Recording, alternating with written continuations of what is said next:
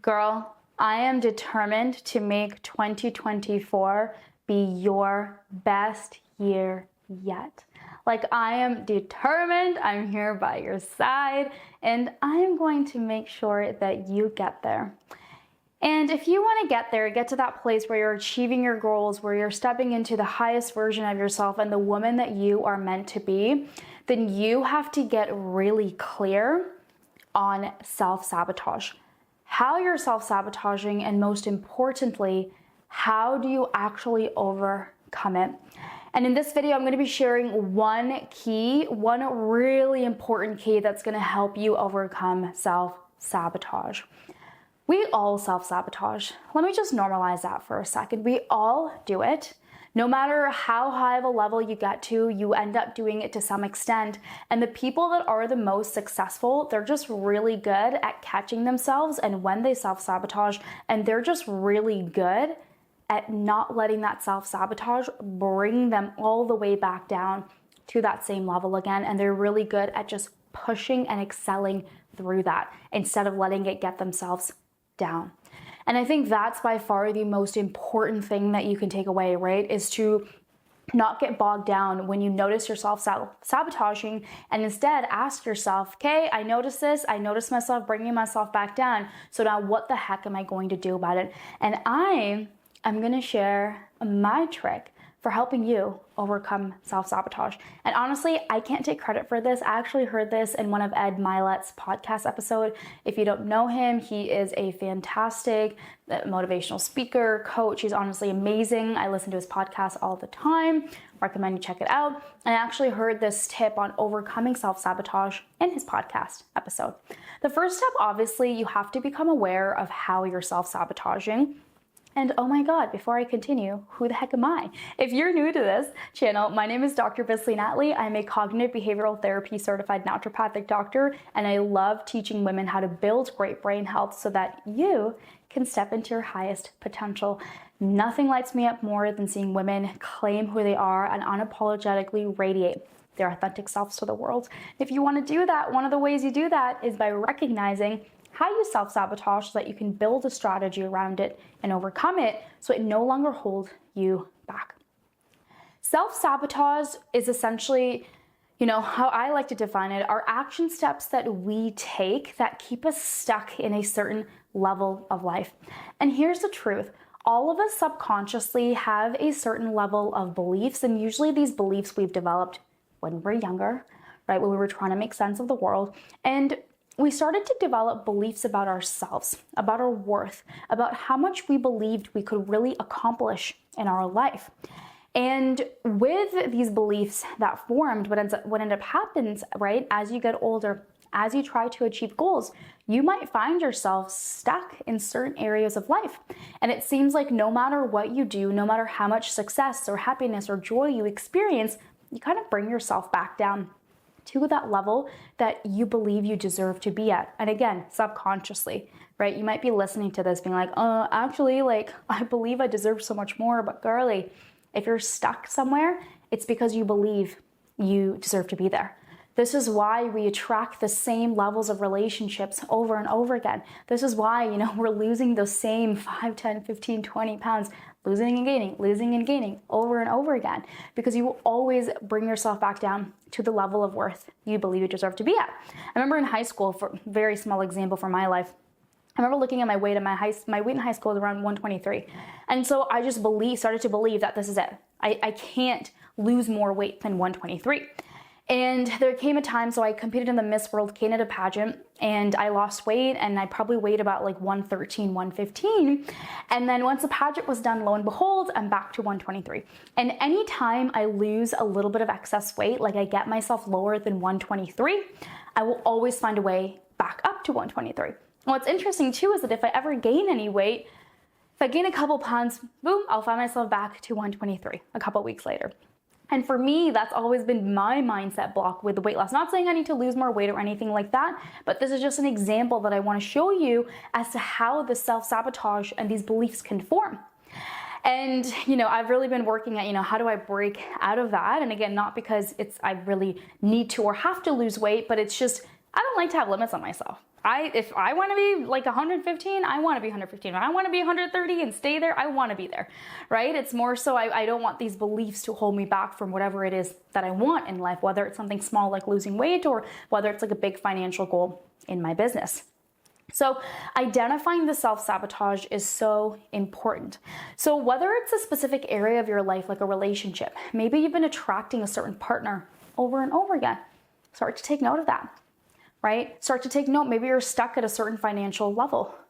Start to take note of your weight, of your health habits, right? You feel like you're stuck in some sort of area. You have to first identify how you're self-sabotaging, because that is very, very important. Now, okay, so you might be at a place where like, hey, cool, I know how I self-sabotage, like, what the heck do I do about it, right? How do I really break out of it? So I'm not gonna share necessarily an exact step-by-step strategy in this video here, but I wanna give you at least a foundational starting point as to what you do when you notice yourself self-sabotaging. And again, from Ed Mylett, amazing, I just love this tip so much. What he said is that most of us, when we self-sabotage, right, and how self-sabotage shows up is that when we experience some level of success, we kind of take our foot off the pedal, right? So for example, you might be working really, really hard at losing weight. You know, you've been consistent at the gym, you've been eating healthy, and you actually lose the weight because you're taking the steps and you start to experience some sort of success. This is probably the most dangerous part and place to be at, because as soon as you start experiencing some sort of success, what happens to a lot of us, we take our foot off that gas pedal. And that's when the thoughts and the actions are just like, oh, I've been losing weight, you know, I've been consistent at the gym, this is so great, let me have a piece of cake. Or oh, let me just skip the gym today, I've just been so consistent with it, let me just sleep in instead. This is when these types of thoughts come up in our mind. And then lo and behold, some of those old habits that actually kept us at that weight creep back up. And before you know it, we've let go of the habits that helped us lose that weight. And then before you know it, you've gained the weight back. And you're just like, oh, what happened? I was doing so well. And what happened was that you started to experience success. And as a result of you experiencing success, you stop doing the things that actually allowed you to be successful. Whether this is a relationship, whether this is with your health, whether this is with your finances or career or spiritual practice, this is what ends up happening. We start to feel better than we think we deserve to feel. And as a result of that, we bring ourselves back down to that same level of worth. So now being aware about this and recognizing this, what do you do about it? Instead of lifting your foot off the gas pedal, it's about honing down on these successful practices that much more. That's how you do it. And it's not to say that you can't ever give yourself a break or you can't ever, get off track. It happens to all of us, but it's just like being mindful of that voice coming up in your head, being like, oh, you've been working so hard, take a break, skip the gym, have a burger, whatever it is. Take note of that creeping and coming up, because it is a very dangerous and slippery slope. And as soon as you kind of let yourself be a little bit easier, take your foot off the gas pedal, girly, it's a very slippery slope down to self-sabotage. And before you know it, all the work that you've been doing feels like it's all gone, because all those same habits have come up again. So when you start noticing yourself being more successful, girl, I want you to hone down on these successful habits that much more. That's when you should be working that much harder and making sure that you're being that much more consistent. Because what will happen is that if you go over this hump, right? So again, for example, you notice that weight loss example, let's go back to that. You notice yourself, you're losing weight, you're starting to feel really, really good. And then that thought comes up in your mind to take your break, take your foot off the gas pedal, to indulge in some of those unhealthy foods, to skip the gym. You want to that much more make sure during this time that you hone down on these healthy habits. Because if you do that, if you get over this little hump, it'll become your new normal. what happens to a lot of us is that we give into that voice. We start to take it easy. We don't focus on those habits as much anymore. And as a result of that, we bring ourselves back down and go backwards instead of going over that hump and moving forwards. And what happens is that once you get over these initial, that initial doubt voice, that inner critic or whatever it is that comes up for you, once you just get over that, it becomes your new normal. Then your mind and body are just like, hey, this is just kind of what we do. This is just who we are. We are someone who prioritizes our health. We are someone that makes massive amounts of wealth every single month. And so hone down on those successful habits, girl. Dial down. Get those successful habits in and make sure you're being that much more consistent with them when you start achieving success. This is the only thing that really sets people apart from those that are actually able to achieve their goals and from those that end up self-sabotaging and keeping themselves stuck. The people that are the most successful, they push through.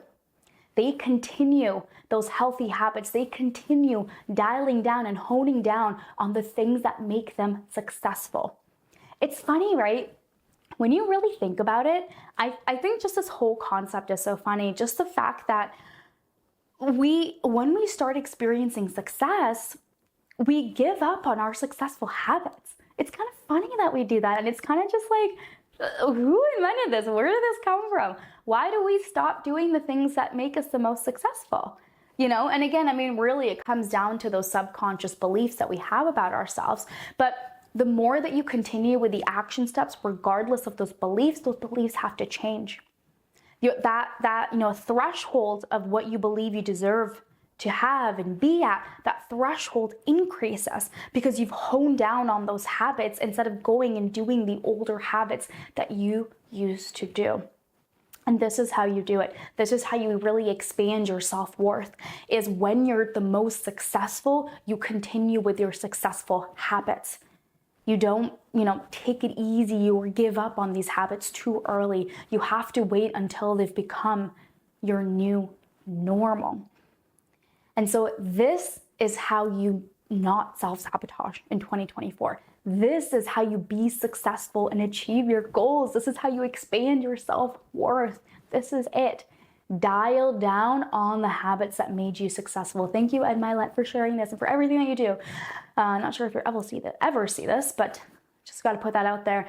So I hope that this is helpful. This is how I am going to not self-sabotage in 2024. When I notice myself and I notice something in my life and it's working, I am going to dial down on these habits. I'm going to be that much more disciplined because I refuse to bring myself back down to that level of worth. And I choose to instead expand my level of worth, expand my capacity to handle, challenges and success.